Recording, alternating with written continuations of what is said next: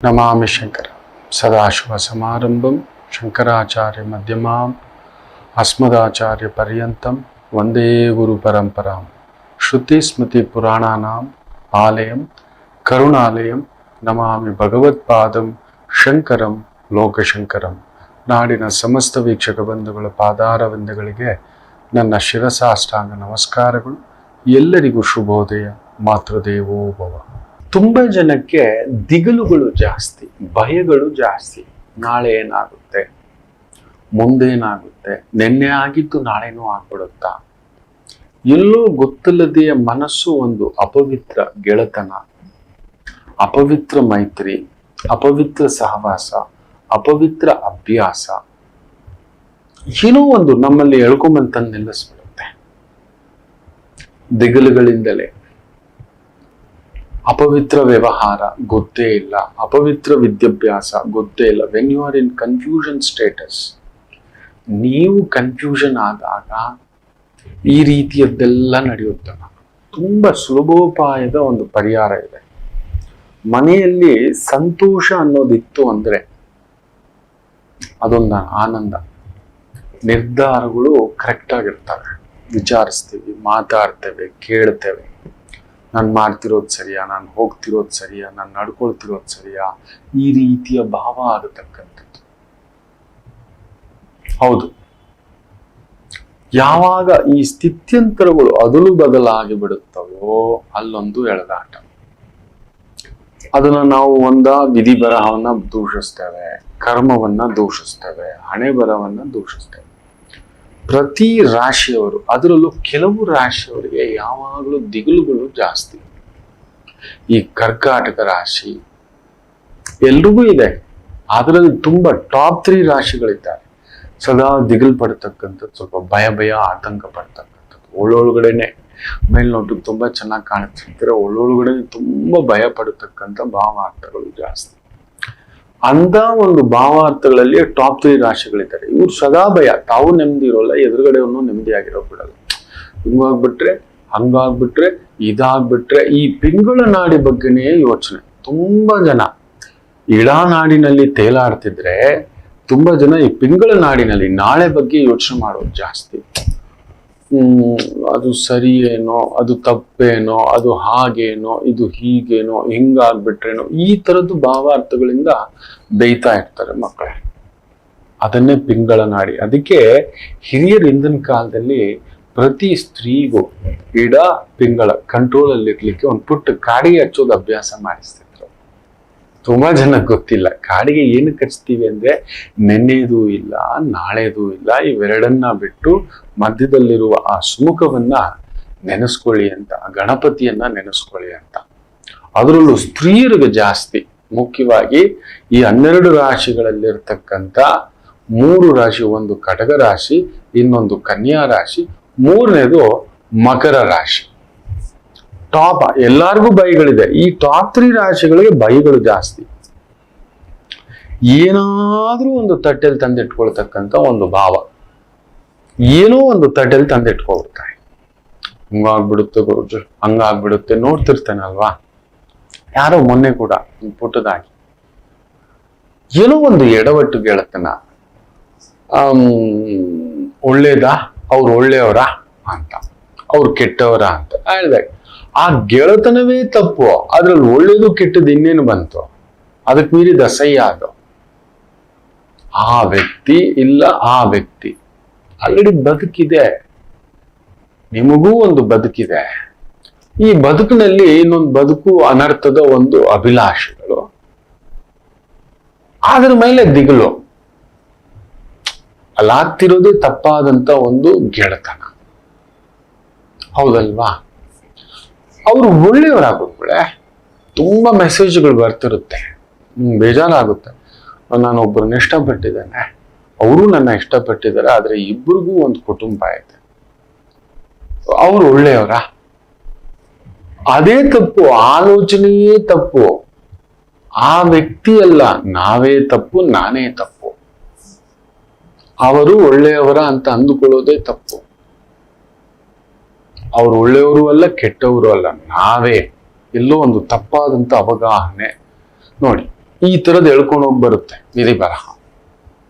ಈ ವ್ಯವಹಾರ ಮಾಡ್ಬಿಡೋಣ, ಯಾರೋ ಪಕ್ಕದಲ್ಲಿ ಹೋಟೆಲ್ ಮಾಡ್ತಿದ್ದಾರೆ, ಮಾಡ್ಬಿಡೋದು, ಹಿಂದೆ ಮುಂದೆ ಯೋಚನೆ ಮಾಡಲ್ಲ, ಪೆಟ್ಟು ತಿನ್ನೋದು.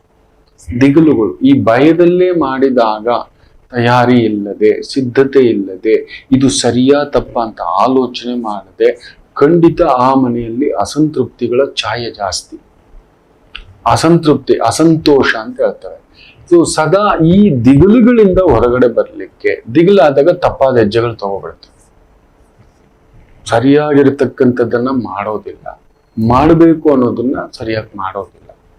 ಅಲ್ಲೊಂದು ರಾಂಗ್ ಡಿಸಿಷನ್ ಆಗ್ಬಿಡುತ್ತೆ, ಎಲ್ಲಾರ್ಗೂ ಆಗ್ಬಿಡುತ್ತೆ. ಸರಿ ತಪ್ಪುಗಳ ವಿವೇಚನೆ ಬಿಟ್ಟು ನಾನು ಮಾಡೋದೇ ಸರಿ ಅಂತಕ್ಕಂಥದ್ದು, ಅದು ಅಸಂತೋಷಕ್ಕೆ, ದಿಗಲುಗಳಿಗೆ ದೂಡತಕ್ಕಂಥದ್ದು ಆಗ್ಬಿಡುತ್ತೆ. ಅಂತ ಸಂದರ್ಭಕ್ಕೆ ಒಂದು ಅದ್ಭುತವಾದಂತ ಒಂದು ಪರಿಹಾರ ಹೇಳ್ತಿದ್ದೇನೆ. ಇವತ್ತಿಂದ ಎಲ್ಲರೂ ಮಾಡಿ, ಎಲ್ಲಾ ರಾಶಿ ಮಾಡಿ, ನೀವು ಸಂತೋಷವಾಗಿರ್ಬೇಕು.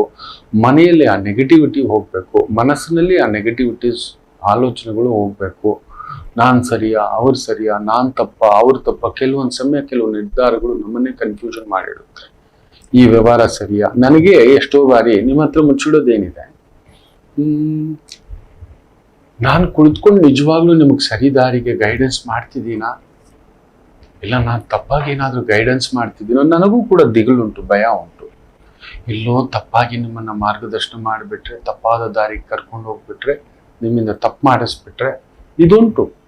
ಕೆಲವು ಪರಿಹಾರಗಳಿರ್ಬೋದು, ಪೂಜೆಗಳಿರ್ಬೋದು, ವೈದಿಕ ನಿಯಮಗಳಿರ್ಬೋದು.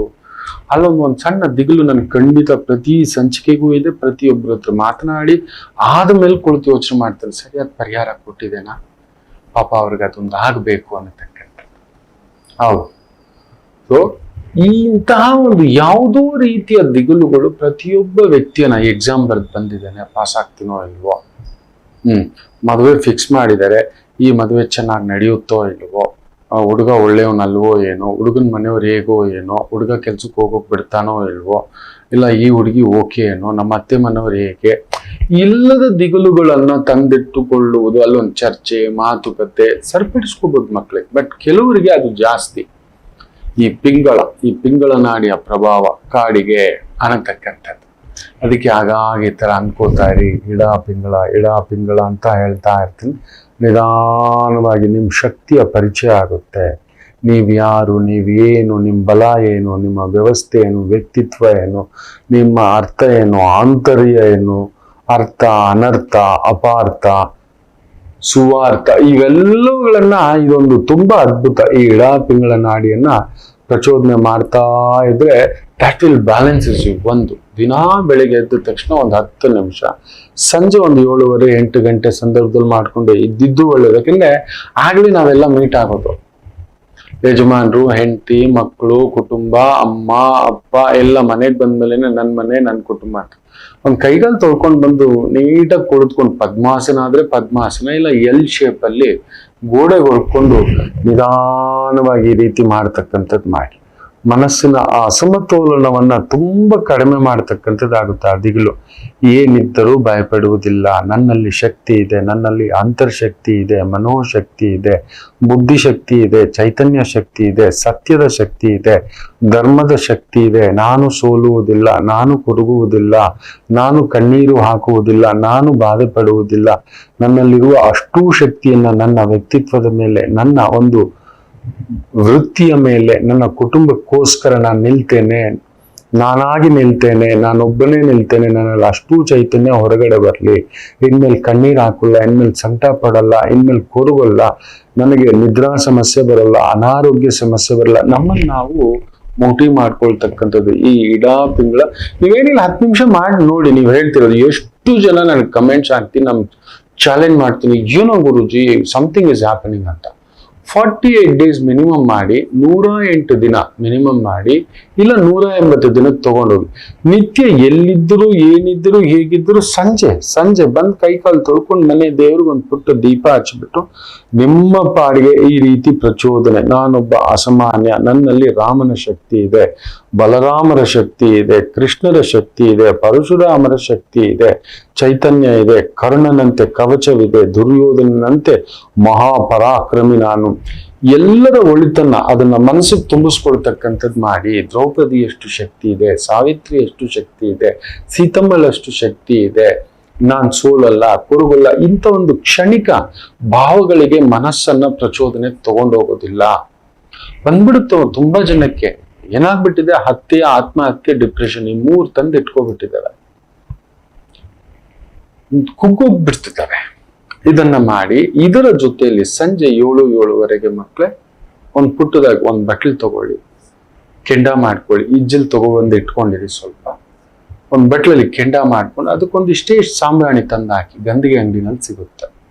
ಒಂದು ದಿನ ನಿಮ್ ಮನೇಲಿ ಇರ್ತಕ್ಕಂಥ ಅಷ್ಟೂ ಜನ, ಎಷ್ಟು ಜನ ಇದ್ದಾರೆ, ಒಂದು 7 ಜನ ಇದ್ದಾರೆ, 7 ಲವಂಗ ಅದ್ರಲ್ಲಿ ಹಾಕ್ತಕ್ಕಂಥದ್ದು, 1-2 ಪಲಾವ್ ಎಲೆ ಹಾಕಿ ಕೆಂಡ ಮಾಡ್ಕೊಂಡು, ಒಂದ್ ಸ್ವಲ್ಪ ಸಾಂಬ್ರಾಣಿ, 7 ಜನ ಇದ್ರೆ 7, 5 ಜನ ಇದ್ರೆ 5, 4 ಜನ ಇದ್ರೆ 4, 2 ಇದ್ರೆ 2, ಸಂಜೆ 7-7:30 ಕೆಂಡ ಮಾಡ್ಕೊಂಡು ಆ ಧೂಪ ಹಾಕ್ಬಿಟ್ಟು ಆ ಧೂಪದಲ್ಲಿ ಲವಂಗ, ಅದ್ರ ಜೊತೆಲಿ 1-2 ಪಲಾವ್ ಎಲೆ ಹಾಕ್ತಕ್ಕಂಥದ್ದು ಮಾಡಿ ನೋಡಿ. ಮನೆಯೆಲ್ಲ ಒಂಥರ ಸುಮಧುರವಾದಂತ ವಾತಾವರಣ, ಆ ಸುವಾಸನ ಒಂಥರ ಸಮಾಧಾನ ಕೊಡುತ್ತೆ. ಬೆಡ್ರೂಮ್ ಅಲ್ಲಿ ಇಟ್ಟು ತಗೊಂಡು ಹೋಗ್ಬಿಟ್ಟು ಆ ಬಟ್ಲನ್ನ, ಕೆಂಡದ ಬಟ್ಲನ್ನ ಬೆಡ್ರೂಮ್ ಅಲ್ಲಿ ಇಟ್ಬಿಟ್ಟು ಒಂದು ಪುಟ್ಟದಾಗ ಲೈಟ್ ಹಾಕ್ಬಿಡಿ, ಇಲ್ಲ ಬೆಡ್ ಲ್ಯಾಂಪ್ ಇಟ್ಬಿಡಿ, ಇಲ್ಲ ಆಗುತ್ತಾ ಅಲ್ಲೊಂದು ದೀಪ ಹಚ್ಬಿಡಿ.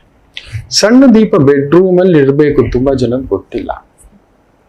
ಮಲಗುವಾಗ ಆರಿಸೋಣ, ಮಲಗುವಾಗ ಆರಿಸ್ಕೊಳ್ಳೋಣ, ಹೋಗುವಷ್ಟಲ್ಲಿ ಆರೋ ಹಾಗೆ ಒಂದು ಪುಟ್ಟ ದೀಪ ಇಟ್ಕೊಂಡಿದ್ರು ಸರಿ. ಹಾಲು, ಕಿಚನ್ ಎಲ್ಲ ತೋರಿಸ್ಬಿಟ್ಟು ಬೆಡ್ರೂಮ್ ಅಲ್ಲಿ, ಯಾಕಂದ್ರೆ ನಮ್ಮ ಜೀವನದ ಆನಂದ ದುಃಖ ಎರಡೂ ಬೆಡ್ರೂಮ್ ಅಲ್ಲೇ ಇರೋದು. ತುಂಬಾ ಜನ ಗೊತ್ತಿಲ್ಲ. ಎಲ್ಲ ಅಲ್ಲೇ ಇರೋದು. ನಮ್ಮ ಗರ್ಭಗುಡಿ ಬೆಡ್ರೂಮೇ. ಎಲ್ಲಿ ಮಲಗ್ತಿರೋ ಅಲ್ಲಿ ಇಡಿ. ಕೆಲವ್ರು ಹಾಲಲ್ಲಿ ಮಲಗ್ತಾರೆ, ಸರಿ ಹಾಲಲ್ಲೇ ಇಡಿ. ಕೆಲವ್ರು ರೂಮಲ್ಲಿ ಮಲಗ್ತೀರಿ, ರೂಮಲ್ಲೇ ಇಡಿ. ಕೆಲವ್ರು ಕಿಚನ್ ಅಲ್ಲಿ ಹೋಗಿ ಮಲಗ್ತಾರೆ, ಪಾಪ ವ್ಯವಸ್ಥೆ ಇಲ್ದಿರ್ತಕ್ಕ, ಆಯ್ತು ಅಲ್ಲೇ ಇಡಿ. ನೀವು ಇದನ್ನ ಮಾಡ್ತಾ ಬನ್ನಿ ಮಕ್ಳು. ಒಂದ್ 42 ಇಲ್ಲ 48 ಇಲ್ಲ 108 ಇಲ್ಲ 180 ದಿನ.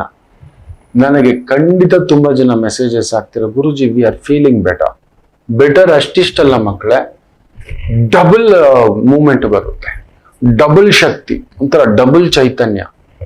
ನೀವೀಗ ಏನು 60 ಇದ್ದೀರಲ್ಲ, 30 ತರ ಅನ್ಸುತ್ತೆ. 40 ಆಗಿರೋರು 20 ತರ ಅನ್ಸುತ್ತೆ. ನಿಮ್ಮ ಮನಸ್ಸು ತಿಳಿಯಾಗುತ್ತೆ. ಆ ಗಲಿಬಿಲಿಗಳು, ಆ ದಿಗುಲುಗಳು, ಪ್ರಭಾವಗಳು, ಸ್ವಭಾವಗಳು ಒಂದು ನಿಯಂತ್ರಣಕ್ಕೆ ಬರುತ್ತೆ. ಸಮಾಧಾನವಾಗಿ ಇರ್ತೀರಿ. ಆಯ್ತಾ? ಮಾಡ್ಕೋತೀರಿ ಅಂತ ಅನ್ಕೋತೇನೆ, ಕಾಯ್ತಿರ್ತೇನೆ. ನಿಮ್ಮ ಈ ಒಂದು ಪ್ರಯತ್ನ ಯಶಸ್ಸು ಕೊಡ್ಲಿ.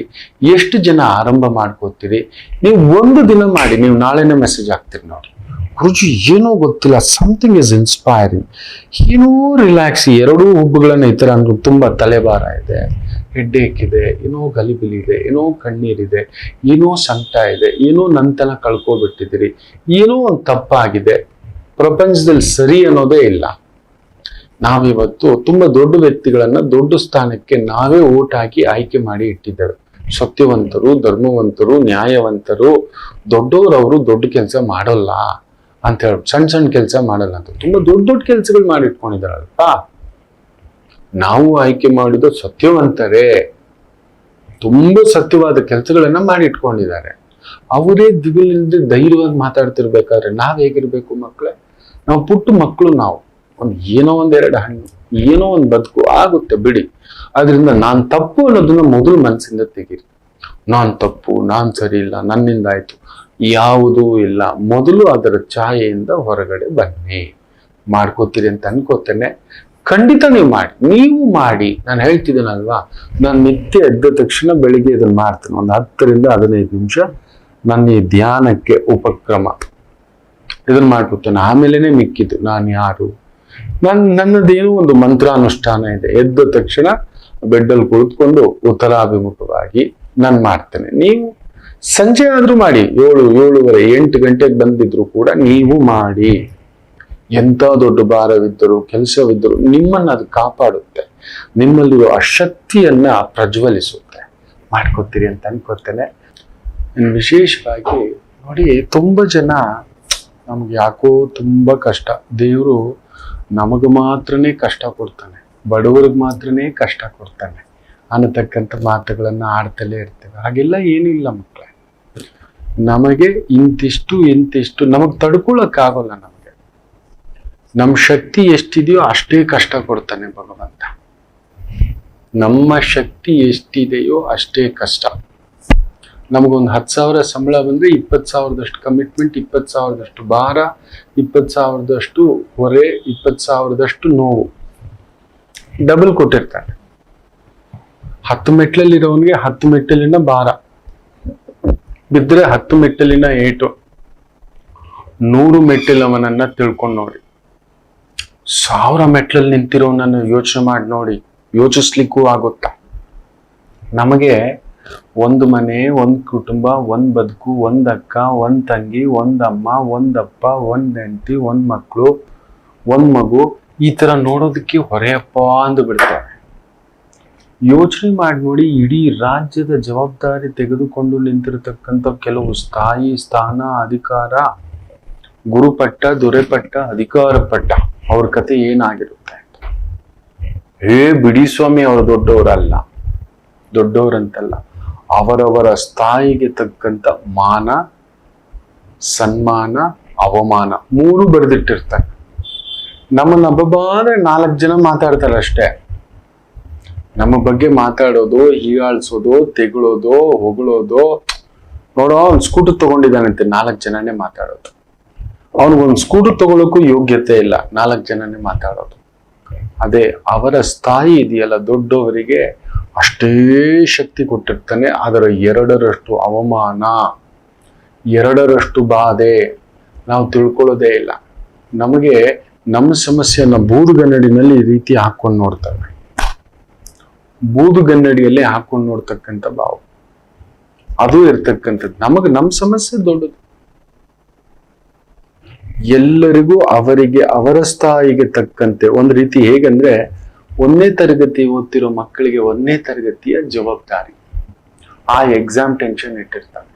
5ನೇ ತರಗತಿಗೆ ಬೇರೆ, 7ನೇ ತರಗತಿಗೆ ಬೇರೆ, 10ನೇ ತರಗತಿಗೆ ಬೇರೆ, 12ನೇ ತರಗತಿಗೆ ಬೇರೆ, 20ನೇ ತರಗತಿಗೆ ಬೇರೆ, 15ನೇ ತರಗತಿಗೆ ಬೇರೆ, UPSCಗೆ ಬೇರೆ, ನೀಟಿಗೆ ಬೇರೆ, JEEಗೆ ಬೇರೆ, ಕ್ಯಾಟ್ ಎಕ್ಸಾಮಿಗೆ ಬೇರೆ, CET ಎಕ್ಸಾಮಿಗೆ ಬೇರೆ. ನೀವು ಎಷ್ಟು ಎತ್ತರದ ಉದ್ಯೋಗ ವಿದ್ಯಾಭ್ಯಾಸ ಮಾಡಬೇಕು ಅಂತ ಅಂದ್ಕೋತಿರೋ ಅಷ್ಟು ತಯಾರಿ ಮಾಡ್ಬೇಕಲ್ವಾ? ಇನ್ನು ಬೇಡ, ಒಂದು ಪುಟ್ಟ ಮನೆ ಸಾಕು. ಒಂದು ರೂಮು, ಒಂದು ಹಾಲು, ಒಂದು ಕಿಚನ್, ಒಂದು 5-10 ಲಕ್ಷದಲ್ಲಿ ಮುಗಿಸೋರು ಇದ್ದಾರೆ. ಪುಟ್ಟ ಮಣ್ಣಿನ ಮನೆನೇ ಕಟ್ಕೊಳ್ಳೋಂಥವ್ರು ಇದ್ದಾರೆ. 5 ಲಕ್ಷದಲ್ಲಿ ಕಟ್ಕೊಂಡಿದ್ದಾನೆ. ನಮ್ಮ ಆಫೀಸ್ನ ಒಂದು ಹುಡುಗ ಗೃಹ ಪ್ರವೇಶ 5.5 ಲಕ್ಷ ಅಂತ ಒಪ್ಸಿದ್ದಾರೆ. ಅಲ್ಲೇನು ಹೆಚ್ಚು ಕಡಿಮೆ ಆಗಿ 8 ಲಕ್ಷ ಆಗಿದೆ. ಅವ್ನು ದುಡ್ಡು ತಗೊಂಡು ಅವ್ನು ಸರಿಯಾಗಿ ಕಂಪ್ಲೀಟ್ ಮಾಡದೆ ಓಡೋಗ್ಬಿಟ್ಟಿದ್ದಾನೆ. ಮತ್ತೊಂದಷ್ಟು ಖರ್ಚು ಮಾಡಿ 2 ವರ್ಷ ಸಮಯ ತಗೊಂಡಿದ್ದಾನೆ. ದುಡ್ಡು ಉಳಿಸಿ ಚೀಟಿ ಹಾಕಿಟ್ಟು ಅಂತೀರಾ 8 ಲಕ್ಷದಲ್ಲಿ ಮನೆ ಅಚ್ಚುಕಟ್ಟಾಗಿ ಶೀಟಿನ ಮನೆಯೇ ಹಾಕೊಂಡು ಕಟ್ಟಿದ್ದಾನೆ. ಅವರವರ ಸ್ಥಾಯಿಗೆ 2 ವರ್ಷ ಸಮಯ ತೆಗೆದುಕೊಂಡಿದ್ದಾನೆ. ಸಾಕು ಅಂತ ಅವನಿಗೆ ಅದೇ ದೊಡ್ಡದು. ತನಗೆ ಬರ್ತಿರೋ 20,000 ಸಂಬಳದಲ್ಲಿ ಒಂದಷ್ಟು ಚೀಟಿ ಹಾಕಿಟ್ಕೊಂಡು 5,000ನೋ 10,000ನೋ ಏನೋ ಒಂದು ಮಾಡಿಕೊಂಡು ಇದ್ದಿದ್ದು ಒಂದಷ್ಟು ಒಡವೆ, ಅಕ್ಕ, ಚಿಕ್ಕಪ್ಪ, ದೊಡ್ಡಪ್ಪ ಅಂತೆಲ್ಲ ಕೇಳಿ ಒಂದು 20,000 30,000 ಈ ತರ ತಗೊಂಡು ಪುಟ್ಟ ಮನೆ ಆನಂದವಾಗಿ ಅದ್ಭುತವಾಗಿ ವಿತ್ ವರಾಂಡ ಕಟ್ಟಿದ್ದಾನೆ. ನಮಗ್ ತೃಪ್ತಿ ಇರುತ್ತೋ? ಯೋಚನೆ ಮಾಡಿ ನೋಡಿ. ಅಂದ್ರೆ ಅವರವರ ಸ್ಥಾಯಿಗೆ ತಕ್ಕಂತ ಒಂದು ಕಮಿಟ್ಮೆಂಟ್ ಕೊಟ್ಟಿರ್ತಾನೆ. ನಮಗಷ್ಟೇ. ಈಗ ಅವನನ್ನು ಹೋಗ್ಬಿಟ್ಟು ಈ CET ಎಕ್ಸಾಮ್ ತರ, UPSC ಎಕ್ಸಾಮ್ ತರ, KS ಎಕ್ಸಾಮ್ ತರ, IAS ಎಕ್ಸಾಮ್ ತರ, IRS ಎಕ್ಸಾಮ್ ತರ ನೀನ್ ಮಾಡಪ್ಪ, ಓದ್ಕೊ, ಮಾಡು ಅಂತ ಖಂಡಿತ ಅವನಿಗೆ ಬರೋಲ್ಲ. ಅವನಿಗೆ 100 ಬಾರಿ ಸಿಸ್ಟಮ್ ಹೇಳ್ಕೊಟ್ಟಿದ್ದಾವೆ. ಬಿಲ್ಲಿಂಗ್ ಅಪ್ಲೋಡ್ ಮಾಡೋ, ಈ ತರ ಮಾಡೋ, ಏನು ಮಾಡಿದರು ಅಲ್ಲೊಂದು ಎಳೆದಾಟ ಮಾಡ್ಕೊಳ್ಳೋದೆ ಅವನು. ಪ್ರತಿ ಬಾರಿಯೂ ಅವನಿಗೆ ನೀಟಾಗಿ ಬುಕ್ಕಲ್ಲಿ ಬರ್ಕೊಟ್ಬಿಟ್ಟಿದ್ದಾರೆ, ಈ ಕೋಡ್ ಹಾಕ್ಬೇಕು, ಈ ಕೋಡ್ ಹಾಕ್ಬೇಕು, ಈ ಕೋಡ್ ಹಾಕ್ಬೇಕು. ಇದನ್ನ ಮಾಡುವಾಗ ಬಿಲ್ಲಿಂಗ್ ಅಲ್ಲಿ ಮಾಡ್ತಾನೆ. ಅವನ ಸ್ಥಾಯಿ ಅಷ್ಟೇ ಕೊಟ್ಟಿರೋದು, ಅದಕ್ಕೆ ಅವನ ಸಂಬಳವೂ ಅಷ್ಟೇ, ಅವನ ಮನೆಯೂ ಅಷ್ಟೇ, ಅವನ ಆಸೆಯೂ ಅಷ್ಟೇ. ಆದ್ರೂ ನಾವೇನ್ ಹೇಳ್ತೇವೆ ಗೊತ್ತಾ, ನಮ್ಗೆ ಇನ್ನೊಂದ್ ಸ್ವಲ್ಪ ದೊಡ್ಡ ಮನೆ ಇರ್ಬೇಕಿತ್ತು. ನಮ್ಮ ಸ್ಥಾಯಿ ಯೋಚನೆ ಶಕ್ತಿಗೆ ತಕ್ಕಂಥದ್ದೇ. ನಾವು ಯಾವಾಗ್ಲೂ ಅವ್ರು ದೊಡ್ಡವ್ರು ಸರ್, ದೊಡ್ಡವ್ರು ಎಷ್ಟು ತ್ಯಾಗ ಮಾಡಿರ್ತಾರೆ ಗೊತ್ತಾ? ಆ ದೊಡ್ಡವ್ರು ಆಗ್ಲಿಕ್ಕೆ ಗಂಟೆಗಟ್ಟಲೆ ಅಲ್ಲ, ದಿನಗಟ್ಟಲೆ ಅಲ್ಲ, ವಾರಗಟ್ಟಲೆ ಅಲ್ಲ, ವರ್ಷಗಟ್ಟಲೆ. ಈ ಪುಟಮಗುನ 2 ವರ್ಷ ತಪಸ್ಸಿನ ತರ ಉಳಿಸಿದ ದುಡ್ಡಲ್ಲಿ ಏನೋ ಒಂದು ವರ್ಷಕ್ಕೊಂದು ಬೋನಸ್ ಬರುತ್ತೆ, ಏನೋ ಒಂದು ಫೆಸ್ಟಿವಲ್ ಬೋನಸ್ ಅಂತ ಏನೋ ಒಂದು ಸಣ್ಣ ಪುಟ್ಟದ್ ಬರುತ್ತೆ, ಅದನ್ನೆಲ್ಲ ಜೋಡಿಸ್ಕೊಂಡು ತಿನ್ನದೆ ಎತ್ತಿಟ್ಟು ಪುಟ್ಟದಾಗಿ ಬದುಕಟ್ಟಿದ್ದಾನೆ. 2 ವರ್ಷ ನೆನ್ಪಿಟ್ಕೊಳ್ಳಿ. ಆದ್ರೆ ಹಿಂದ್ಗಡೆ ಇನ್ನೂ 2 ವರ್ಷನೂ ಒಂದಷ್ಟು ದುಡ್ಡು ಸೇರಿಸಿ ಇಟ್ಕೊಂಡಿದ್ದಾನೋ 1 ಲಕ್ಷ. ಮನೆ ಕಟ್ಟಬೇಕು ಅಂತ. ಇನ್ನು ದೊಡ್ಡ ಸಾಧನೆ ಆಗ್ಬೇಕು ಅಂದ್ರೆ 80 ಲಕ್ಷದ ಮನೆ ಆಗ್ಬೇಕು ಅಂದ್ರೆ ಕಡಿಮೆ ಅಂದ್ರೂ 15 ವರ್ಷ ಬೇಕು ತೀರಿಸ್ಲಿಕ್ಕೆ. ಕಡಿಮೆ ಎಂದರೂ ತಿಂಗಳಿಗೆ ಲೀಸ್ಟ್ ಅಂದರು 80 ರಿಂದ 90 ಸಾವಿರ ಉಳಿಸಿ ಕಟ್ಟುವಂತ ಸಾಮರ್ಥ್ಯ ಇರಬೇಕು. 80 ಲಕ್ಷದ ಮನೆ ಕಟ್ಟಬೇಕು ಅಂದ್ರೆ. ಇನ್ನು 8 ಕೋಟಿದ ಮನೆ ಕಟ್ಟಬೇಕಾದ್ರೆ ಯೋಚನೆ ಮಾಡಿ ನೋಡಿ. 80 ಕೋಟಿದು ಸಂಸ್ಥಾನ ಕಟ್ಟಬೇಕು, 800 ಕೋಟಿಯ ಸಾಮ್ರಾಜ್ಯ ಕಟ್ಟಬೇಕು, ಈ 7 ಕೋಟಿ ಜನಗಳ ಹೃದಯ ಗೆದ್ದು ಅಧಿಕಾರ ಪಟ್ಟ ಪಡಿಬೇಕು ಅಂದ್ರೆ ಕಡಿಮೆ ಅಂದ್ರೂ 30-35 ವರ್ಷಗಳ ಸಾಧನೆ ಇರುತ್ತೆ. ಇನ್ನು ದೇಶದ್ದು ಯೋಚನೆ ಮಾಡಿ ನೋಡಿ. ಅಷ್ಟು ಅವಮಾನ, ಅಷ್ಟು ಬಾಧೆ, ಅಷ್ಟು ಕಲ್ಲೇಟು ನೋಡಿ. ಒಮ್ಮೆ ವಿಶೇಷವಾಗಿ ಈ ವಿಧಿ ಆಟಕ್ಕೆ ಯಾರು ತಪ್ಪಿಸ್ಕೊಳಕ್ಕಾಗಲ್ಲ. ಒಂದು ಮನಸ್ಸು ವಿಶೇಷವಾಗಿ ಭಗವಂತನ ಹತ್ರ ಹೋಯ್ತಂತೆ, ಬ್ರಹ್ಮನ ಹತ್ರ ಮುಖ್ಯವಾಗಿ. ಬ್ರಹ್ಮದೇವ ಕ್ಷಮಿಸ್ಬೇಕು, ನಿಮ್ಮಲ್ಲೊಂದು ಪ್ರಶ್ನೆ ಇದೆ ಅಂತ ಕೇಳ್ತಂತೆ. ಆಯ್ತು ಕೇಳಪ್ಪ. ಅಲ್ಲ, ನಮಗೇನಾದ್ರೂ ಲಂಚ ಕೊಟ್ಟು ನಮ್ಮ ವಿಧಿ ಹಣೆ ಬರವನ್ನ ಬದಲಾಯಿಸ್ಕೊಳ್ಳೋ ಶಕ್ತಿ ಏನಾದ್ರೂ ಇತ್ತು ಅಂದ್ರೆ ಸ್ವಲ್ಪ ತಿಳಿಸ್ಕೊಳ್ಳೋ. ಒಂದಷ್ಟು ಲಂಚ ಕೊಟ್ಬಿಟ್ಟು ನಮ್ಮ ವಿಧಿ ಹಣೆ ಬರನ ಚೇಂಜ್ ಮಾಡ್ಕೊಬಿಡ್ತವೆ. ತುಂಬಾ ಜನಕ್ಕೆ ಅದೊಂದಿದೆ, ನಮ್ಮ ಹಣೆ ಬರ ಹಿಂಗಿದ್ದಿದ್ರೆ ಸರಿ, ಹಂಗಿದ್ದಿದ್ರೆ ಸರಿ, ಆ ರೀತಿ ಆಗಿದ್ರೆ ಸರಿ ಅಂತ. ಅದಕ್ಕೆ ಬ್ರಹ್ಮದೇವ ನಗ್ತಾ ಹೇಳದ್ನಂತೆ, ಹಣೆ ಬರನ ಬದಲಾಯಿಸೋ ಆಗಿದ್ದಿದ್ರೆ ಪ್ರಪಂಚದಲ್ಲಿ ಎಲ್ರು ಎಷ್ಟು ಜನ ಬಡವರಾಗಿರ್ತಿದ್ರು ಅಷ್ಟು ಜನ ಬಡವರಾಗಿಯೇ ಇರ್ತಿದ್ರೇನೋ. ಪ್ರಪಂಚದಲ್ಲಿ ಸಾವು, ನೋವು, ದುಃಖ ಅನ್ನೋದು ಬರೀ ಬಡವರಿಗೆ ಬರ್ತಿತ್ತೇನೋ. ಅನಾರೋಗ್ಯ ಅನ್ನೋದು ಬಡವರಿಗೆ, ಅನಾರೋಗ್ಯ ಕೂಡ, ಸಾವು ಕೂಡ ಬಡವರಿಗೇನೋ. ಯಾಕಂದ್ರೆ ಅದು ಶ್ರೀಮಂತನ ಹತ್ರ ದುಡ್ಡು ಇದೆಯಲ್ಲಪ್ಪ, ಮನ್ಸೆ, ಶ್ರೀಮಂತನ ಹತ್ರ ದುಡ್ಡು ಇದೆಯಲ್ಲ, ಅವ್ನು ಕೊಟ್ಬಿಟ್ಟು ಆಯಸ್ಸನ್ನ ಇನ್ನೊಂದು 20 ವರ್ಷಕ್ಕೆ ಜಾಸ್ತಿ ಹಾಕ್ಸ್ಕೊತಿದ್ದ. ಅನಾರೋಗ್ಯ ಬರೆದಿದ್ದಾಗ ಇನ್ನೊಂದು 20 ವರ್ಷಕ್ಕೆ ಮುಂದಕ್ಕೆ ಹಾಕೋತಿದ್ದ. ಏನೋ ಮಾತಾಡ್ತೀಯ ಅಂತ ಹೇಳಿದ್ರಂತೆ. ನಿಮ್ಮ ಕರ್ಮಕ್ಕೆ ತಕ್ಕಂತ, ಆ ವಿಧಿ ಬರಹಕ್ಕೆ ತಕ್ಕಂತ ಹಣೆ ಬರ ಏನು ಅನ್ನೋದಿದೆಯೋ ಅದನ್ನ ಎಲ್ಲರೂ ಒಪ್ಕೋಬೇಕು. ಅದು ಸಾವು ಅತಿ ಮುಖ್ಯವಾಗಿ. ಬ್ರಹ್ಮದೇವ ಹೇಳೋದು, ಪ್ರಪಂಚದಲ್ಲಿ ಶ್ರೀಮಂತರು ಸಾಯ್ತಾನೆ ಇರ್ಲಿಲ್ಲ ಕಣೋ. ತುಂಬಾ ಹೆಸರು ಪಡೆದವರು, ತುಂಬಾ ದೊಡ್ಡ ದೊರೆಮಟ್ಟದ ಪದವಿ ಪಡೆದವರು ವಿಧಿನಲ್ಲಿ ಹಣೆ ಬರದಲ್ಲಿ ಲಂಚ ಕೊಟ್ಬಿಟ್ಟು, ಇವಾಗ ನಾವು ಕೇಳ್ತಿರ್ತೀವಲ್ಲ, ಇದೆಲ್ಲ ನೋಡ್ತಿದ್ದೀವಲ್ಲ, ಬ್ರಹ್ಮನಿಗೂ ಲಂಚ ಕೊಟ್ಬಿಟ್ಟು ಇನ್ನೂ 10 ವರ್ಷ ನಾನು ಅದೇ ಮಟ್ಟದ ಅಧಿಕಾರ ಪಟ್ಟದಲ್ಲಿ ಇರ್ಬೇಕು ಅಂತ ಎಲ್ಲಾ ಶ್ರೀಮಂತರು ಮಾಡ್ಕೊಬಿಡ್ತಿದ್ರು. ಇಲ್ವೆಲ್ಲ ಆಯಾಯ ವಿಧಿಗೆ ತಕ್ಕಂತ ಒಂದು ದಿಗ್ಬಂಧನ ನಿಯಮಗಳಿದ್ದಾವೆ, ನೆನಪಲ್ಲಿ ಇಟ್ಕೊಳ್ಳಿ. ಅದರಿಂದ ಇನ್ನೊಬ್ಬರನ್ನ ತುಲನಾತ್ಮಕವಾಗಿ ನೋಡ್ತಾ ನಮ್ಮ ಕಷ್ಟ ಜಾಸ್ತಿ ಅನ್ಕೋಬೇಡಿ. ನಮ್ ಕಷ್ಟ ತುಂಬಾ ಕಡಿಮೆ, ನಮ್ಗೆ ಅವಮಾನ ತುಂಬಾ ಕಡಿಮೆ, ನಮಗ್ ಕಷ್ಟನೂ ತುಂಬಾ ಕಡಿಮೆ. ಅವ್ರಿಗೆ ಜಾಸ್ತಿ, ಪಕ್ಕದಲ್ಲಿರೋರಿಗೆ ಜಾಸ್ತಿ. ನೆನಪಿಟ್ಟುಕೊಳ್ಳಿ, ನಮ್ಮನ್ನ ತೃಪ್ತಿಯಾಗಿ ಇಟ್ಟಿದ್ದಾನೆ. ನಾವೊಂದು 25,000 ದುಡಿತಿದ್ದೆ ಅಂದ್ರೆ ಅದಕ್ಕೆ ತಕ್ಕಂತ ಒಂದು ಭಾರ ಇಟ್ಟಿದ್ದಾನೆ ಅಷ್ಟೇ. ಅದರಿಂದ ಇನ್ನೊಬ್ಬರನ್ನ ನೋಡ್ತಾ ನಿಮ್ಮನ್ನ ನೀವು ತೆಗಳ್ತಾ ಬದುಕು ಕಟ್ಟಬೇಡಿ ಅಂತ ಹೇಳ್ತಾ